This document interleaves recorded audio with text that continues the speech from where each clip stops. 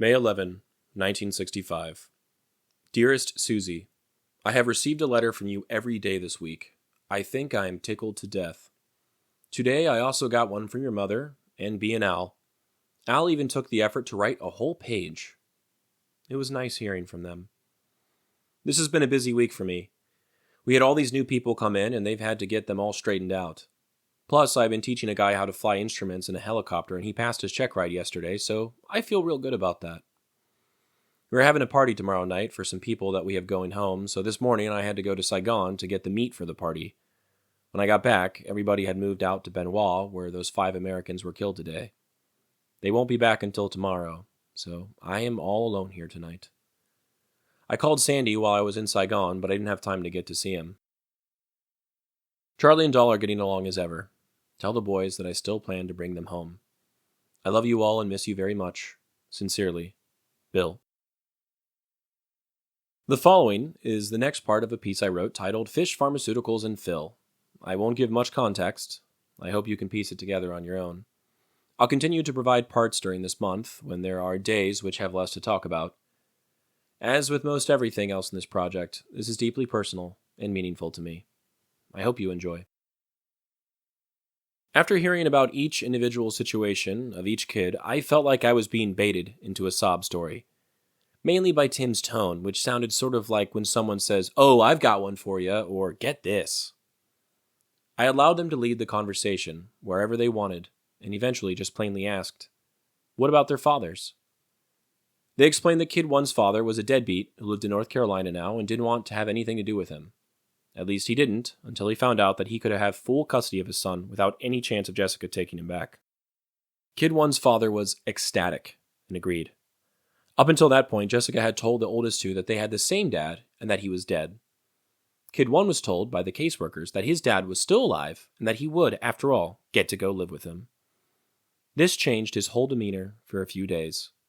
That is until a week later when his dad got in a car accident and died for real. I can't imagine what that did to Kid 1's trust in the caseworkers or his mother. The story about Kid 2's dad was true. He was dead. He killed himself in prison after getting convicted for maybe pedophilia? As Tim and Lisa understood it, the guy had touched one of his other kids? Maybe? Kid 2 didn't know about her dad or the existence of many half-siblings. The 2 youngest kids had the same dad, and he was, to no surprise, also a deadbeat, but had a house in town where Jessica lived with her family. The 2 of them had their problems, but he did tell Tim and Lisa multiple times that he really loved Jessie.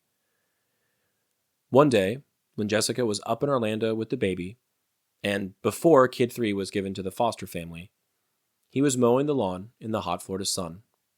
He went to get a drink of water and died from a heart attack in front of Kid 3. I took the bait, and it did not disappoint. The story for every kid's father was pretty tragic. They really had no one. Their grandparents were dead. Who knows about the grandparents on the father's sides?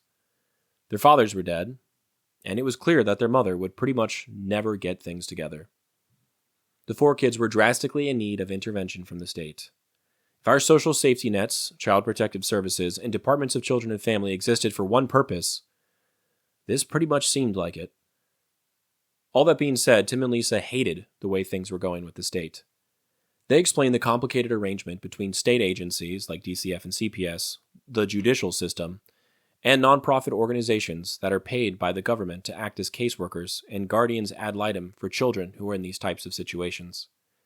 To my understanding, the state makes the laws and handles the legal side of things as they occur between children and their parents or families. Once a child is removed from a home, they are given to one of many nonprofit organizations across the state that employ caseworkers who put the children in contact with foster homes or group homes, which are willing and able to take the kids, sometimes temporarily and other times permanently. These organizations are responsible for overseeing the care of the children until there can be a court date set for a parent or family so they can try and get their kids back from the state. Oftentimes, I was told, the judges are lenient and hate to see mothers separated from their children, even when they are clearly bad for them. It was explained to me that, quote, Jessica is so manipulative. She'll take her meds and get clean a few days before, so she's clear-headed and looks like she's trying to improve her life. The judge pretty much always falls for it. End quote.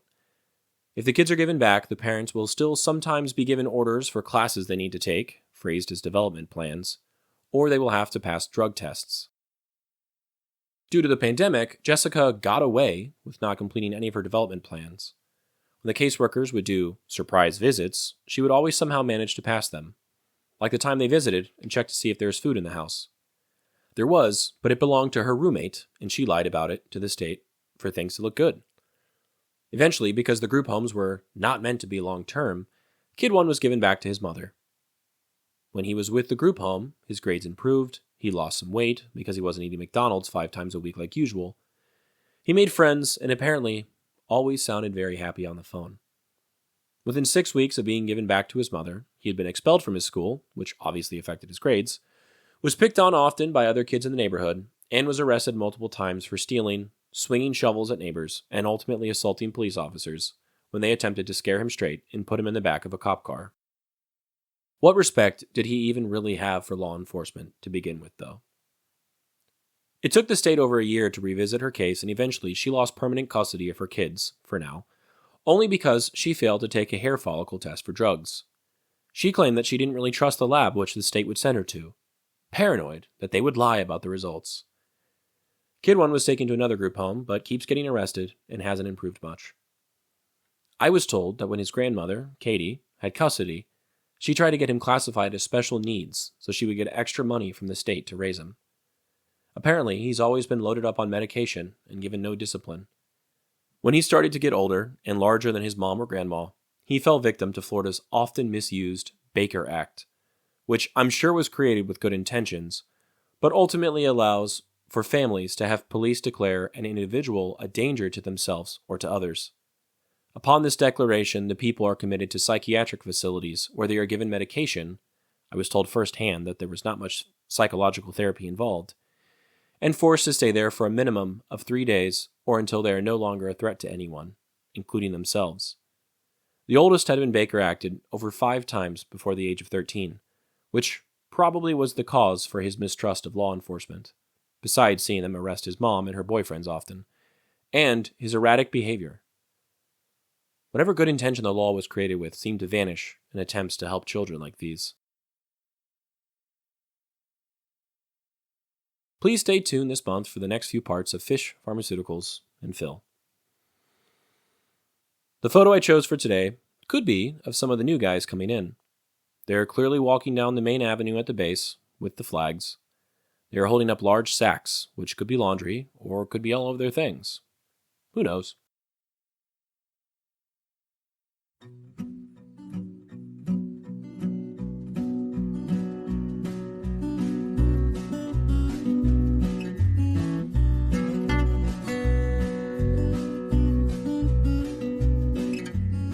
I'm Alex Lowy, and I hope you have enjoyed listening to this episode of Dearest Suzie, and receiving messages from the past that my Popi wrote exactly 60 years ago.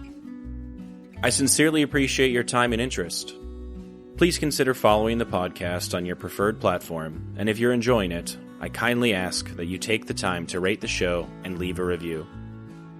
Also, please follow the project on YouTube, X, and Instagram. All likes, comments, shares, and reviews will help grow the reach of this story. The links for these things should be in the description of this episode. Please feel free to email me at dearestsuziepodcast@gmail.com if you have anything you'd like to say. I'd love to chat or to hear about your stories as well. Thank you for listening, and God bless.